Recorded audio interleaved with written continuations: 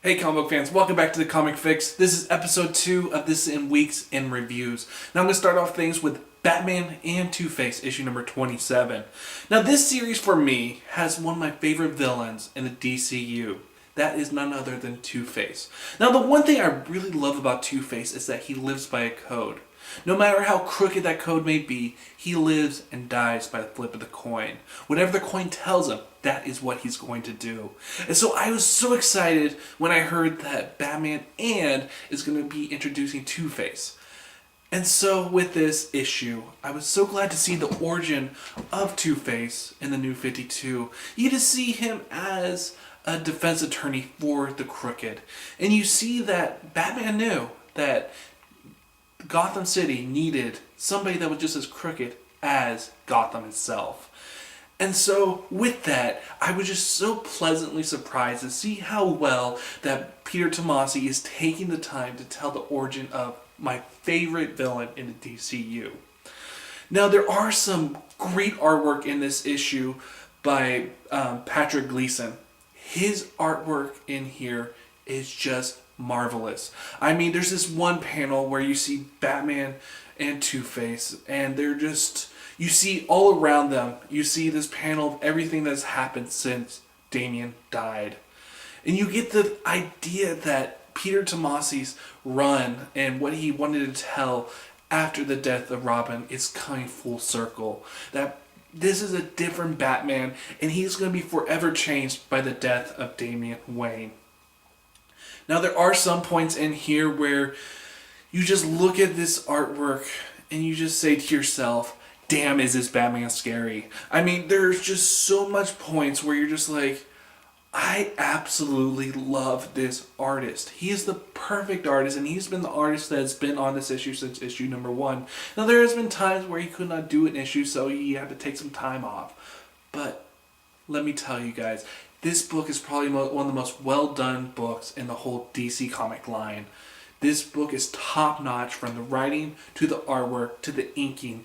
Everything is just top-notch. And it's pleasantly surprised to see how good this book has been since one of the main people have died in Robin. I mean, in what universe did you think that would be possible?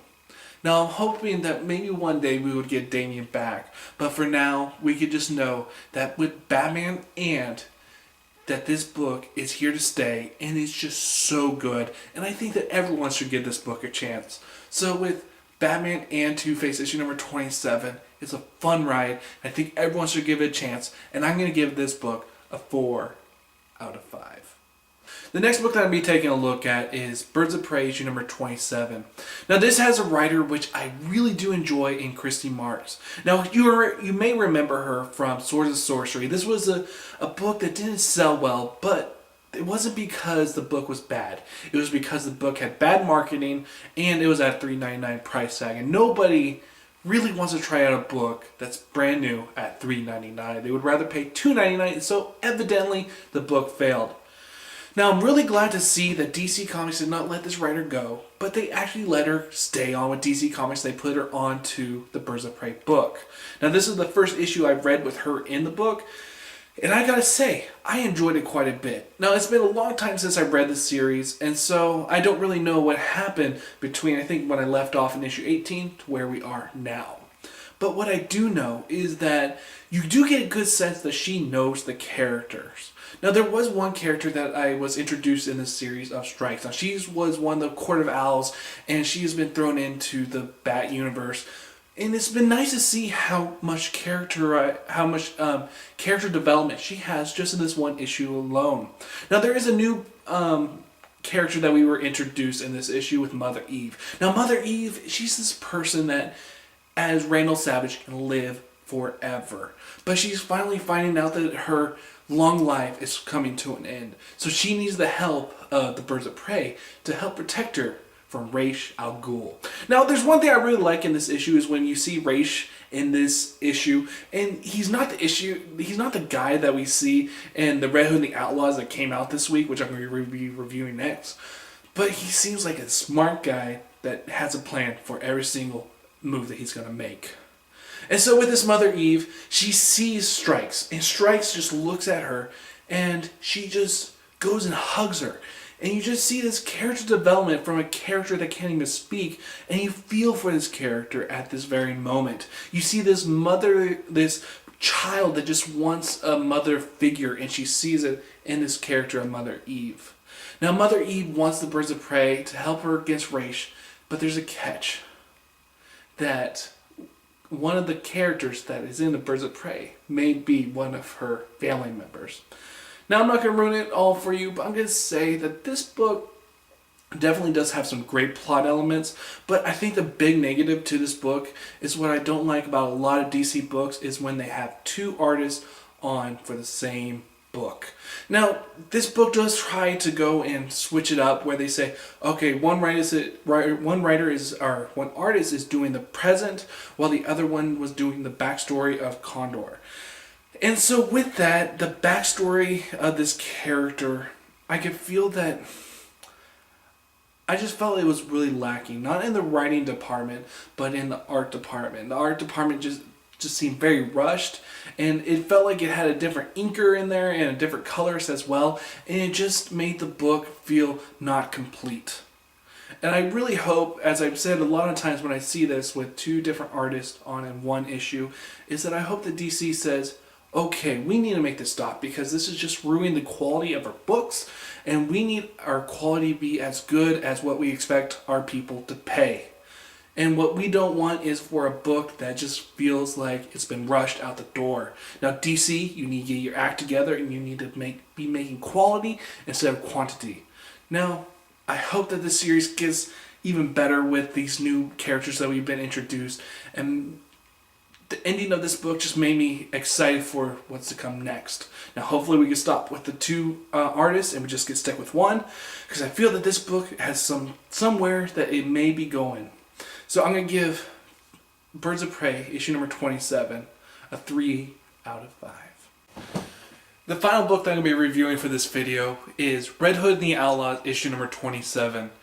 There is sometimes, being a DC Comics fanboy, that you read a comic and you expect to like it. And this series, Red Hood and the Outlaws, has been a series which I come to expect just a plain out fun. But with James Tynion IV on this book, he is taking this book to a new level of low. This book has gone from Scott Liddell, who's a writer I absolutely despise, and James Tynion, you would think he would do something better. But he has done a book that is so paint by the numbers that it is so predictable. Now, with a villain like Ra's al Ghul, you expect a villain that is actually smart. But in this book, he is not. He has been turned into this person that you barely can resemble the Ra's al Ghul that you've known in previous years. This story, this issue, was so bad that I had to go and read it a second time just to figure out, is there anything redeemable about this book? Now, with this channel, The Comic Fix, I made it my goal to tell you guys what DC Comics is good and what DC Comics are bad. And at this point, Red Hood and the Outlaws, I don't see any reason to read it. There is nothing redeemable about this issue. And once you got to the last page of this book, it was such a, oh God, did he really just say that type of moment where you got Jason Todd turning around to his fellow heroes and he's like, we are going to do some good now. And you're just looking at yourself like, oh God. So if you're a type of comic book lover that actually likes reading a comic that just makes you think, this is how low this comic industry can get. Because that's what I felt about this issue. There was nothing in this issue that made me go, yay, this is fun. Or, oh God, this is some great writing. Or, hey, this is some okay writing. I mean, this book was such paint by numbers. And I'm really sad to see the way how James Tynion has been put into DC Comics. He has been trumpeted by Scott Snyder as this guy who went through his schooling and went through his class, and Scott Snyder even said, this guy is good. But is this really good? Is this storyline going to be anything you remember? No, it's not. And I would say to everybody, pass this book up. It gets a 1 out of 5. there was just nothing that I just said. There's nothing that I saw that made me go, this is good. So I'll see you guys next time on a Comic Fix.